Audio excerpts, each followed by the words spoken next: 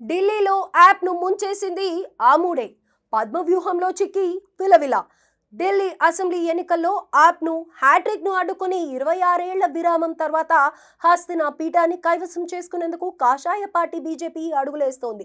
ఇవాళ జరుగుతున్న ఎన్నికల ఓట్ల లెక్కింపులో ఆది నుంచి ఆధిక్యాన్ని చాటుకుంటున్న బీజేపీ భారీ విజయం నమోదు చేసుకుంది.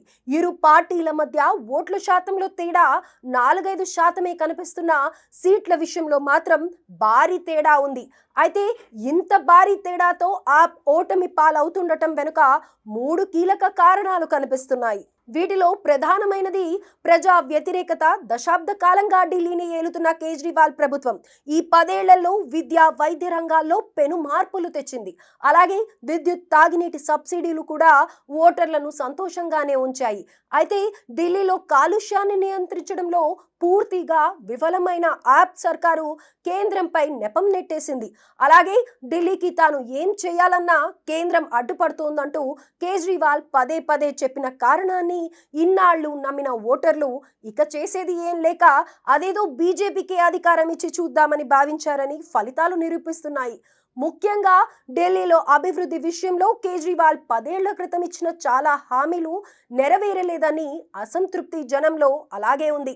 మరోవైపు ఢిల్లీలో ఆప్ సర్కార్తో పాటు కీలక నేతలకు మచ్చ తెచ్చిన అంశాల్లో ప్రధానమైనది లిక్కర్ స్కామ్. మద్యం కుంభకోణంలో 100 కోట్ల అవినీతి జరిగిందంటూ సిబిఐ, ఈడీ పదే పదే కేసులు నమోదు చేసి సీఎం కేజ్రీవాల్తో పాటు ఆప్ కీలక నేతలందరినీ జైలు పంపించేశాయి. ముఖ్యంగా ఢిల్లీలో అభివృద్ధి విషయంలో కేజ్రీవాల్ 10 ఏళ్ల క్రితం ఇచ్చిన చాలా హామీలు నెరవేరలేదన్న అసంతృప్తి జనంలో అలాగే ఉంది. మరోవైపు ఢిల్లీలో ఆప్ సర్కార్తో పాటు కీలక నేతలకు మచ్చ తెచ్చిన అంశాల్లో ప్రధానమైనది లిక్కర్ స్కామ్. మద్యం కుంభకోణంలో 100 కోట్ల అవినీతి జరిగిందంటూ సిబిఐ, ఈడీ పదే పదే కేసులు నమోదు చేసి సీఎం కేజ్రీవాల్తో పాటు ఆప్ కీలక నేతలందరినీ జైలుకు పంపించేశాయి. ఇందులో 100 కోట్లు ఎక్కడికి పోయాయో సిబిఐతో ఈడీ నిరూపించలేకపోయినా కోర్టులు మాత్రం వీరిని సుదీర్ఘ కాలం జైల్లో ఉంచేందుకు అనుమతించాయి. అంతిమంగా ఇదే వారిపై మచ్చను నిజం చేసేసింది. ఈ కేసులో ఆప్ నేతలపై అభియోగాల్ని ఇప్పటికీ దర్యాప్తు సంస్థలు నిరూపించలేకపోయాయి. కానీ జనంలో మాత్రం వారు అవినీతి పరులుగా ముద్ర వేసుకున్నారు. అలాగే ఆమ్ ఆద్మీగా పార్టీ పెట్టి విజయం సాధించిన అరవింద్ కేజ్రీవాల్ ఆ తర్వాత కూడబెట్టుకున్న ఆస్తులు, ముఖ్యంగా విలాసవంతమైన భవనం, అందులో వస్తువుల్ని బీజేపీ శీష్ మహల్ రూపంలో జనంలోకి తీసుకెళ్లింది.